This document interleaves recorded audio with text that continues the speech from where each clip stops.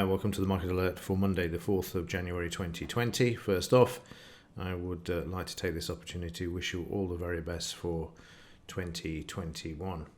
So over the last couple of weeks there's not a lot to report. This was the 21st of December and then of course we went into the festive season. And you can see they moved the market back up to the all-time high. This is the daily chart by the way. So let's just have a quick look at the weekly chart as well. There's nothing to report really news-wise, which is why I've kicked off with looking at where we are, playing catch-up to get an idea of the bigger picture, so we know exactly where we are before the market kicks off at 8 a.m. this morning for the cash, 7 a.m. for the futures. So this is the all-time high, and you can see there the market trading to this and creating a new all-time high during the festivities, and of course that's a perfect time to do it when no one's around. So I'm just going to just move this one over and this one move over there just so that we can see. So the new all-time high, we're heading towards the 14,000 basically is what this is indicating to me. So the weekly chart prices for the last 3 weeks above the 5-bar moving average, just had 1 day below, but otherwise, the market's still on the long side, and I'm probably going to continue for a while until at least Biden is inaugurated on the 20th of January.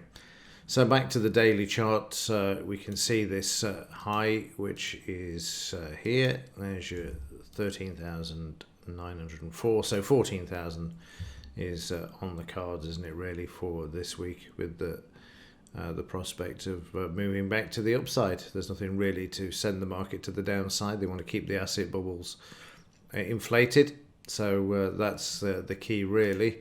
So let's just draw in some fibs from this high to this low, and there we've got a full set, as it were. Let's just expand these out a bit so we can see what we've got, a bit more detail there, and get rid of these two so we can have a bit more screen space there as well. So at the moment the market's trading at the 38%.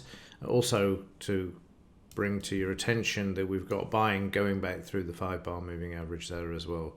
It could be just short covering from Thursday session last week, the half-day session before we had the New Year Day break. So that's quite possible as well. But the market at the moment trying to get through the 38, and you've got the 50, 62, 78 and 89, and then back to the all-time high that was made on the, let's have a look at the date, 29th of December there, which the market didn't hold on. Once it had got through, it then came back. So now it's time to have another go, and like I say, really the important thing here is going to be the 14,000 target. At the moment the market at 726, so good potential to the upside there for this market. No doubt it's going to be interesting when the market opens. Be a decent shakeout. Overnight, nothing to report. The only thing that I can bring to you here, because we haven't got any fibs, because we haven't got a previous day.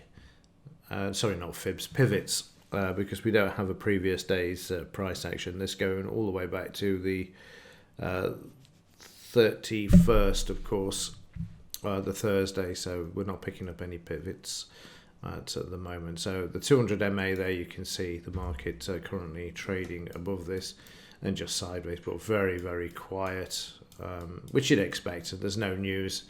No assassinations of Trump or anything, nothing to move the market. So again, it's going to be what happens at 7 a.m. when the futures market opens. And also in the implied volatility, this having moved down as well, you can see down to 1810. We were down at 1811. That was the last low since the correction or major correction from last year.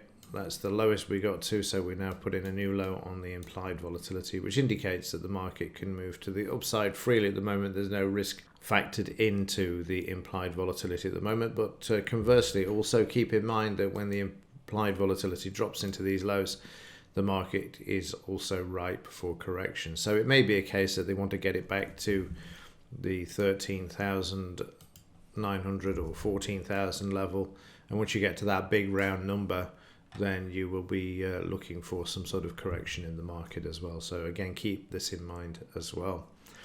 And let's just go back. Yeah, so we've got the coloured one there, and you can see green all the way at the moment. Just a quick look at the news. Today we've got final manufacturing PMI from the UK and then OPEC. And then working our way through the week, we've got the ISM manufacturing for Tuesday. Wednesday, the important one is these two here. We've got, well, actually there's three. Those three on Wednesday: ADP, BOE, and FOMC. And then, of course, if you've got the ADP on the Wednesday, that means on the Friday, you're going to have the non-farm payroll there as well. So, and that's looking an interesting one. But then again, we've got the holidays to take into account. So, again, the first few days, the first week, the first month, to get the economic data back up to speed. So yeah, not a lot else to report. Also, we should have a quick look at the downside for this market, just in case prices don't go in the direction that they've gone for the last 12 years. So from this low to this high with the fib retracement, these would be your downside targets, just in case the market takes out the 30th, isn't it? What date was this? 31st, yeah, the 31st low. So make a note of this as well. And if you're on a different platform, see what the low is. It's 13,616. And because, like I say, there's no pivots because there's no previous day, this only happens once a year, then let's just draw this into the 2-minute chart. So we've got 13,616. So go to markup and to lines. Choose a colour that you want. I'll just make the line thick. 13,616. And all I'm doing is looking up here. You can see there, as I move the line down, I need to just rescale this chart. And then I can drag this down to that 616. And you just have to keep doing this until you get down to the area that you're looking for. So this is Friday's half-day session low. And you can do the same with the high if you want, where the market's currently trading. Is Friday's high, not Friday's, Thursday's. So I'll be glad when we get back to normal. Mark up, and then let me just grab this. So we go from this high is actually looks like the high of this. Let me just double check this though, which is probably why the market's struggling here at the moment. So 13723. So again, let's just get rid of that. Go back to the 2-minute and draw in a line. It was 7.3, wasn't it? So just up to there. Let me just double check this. 7.23. Bring it down a bit then. 7.23, which is going to be where the market's currently trading, isn't it? Should have been a clue. Said that already. Right. Okay. So let's get rid of this, and then let's just reset the chart. So there we can see we've got Thursday's high, Thursday's low. So it gives us a good indication as we don't have any pivots. And these two are crucial because in the daily chart, in a bull market, you want to be taking out the previous day's highs and making these rising lows that you see here with these highs always taking out the previous day's high. And if you take out the low, then you're in corrective move, of course. So it's useful to have these on the chart. Normally they're marked up automatically, but like I say, we've got this issue of no previous day. So I'll reset this. They're already on there, and what I will do is save this so I've got them there as well.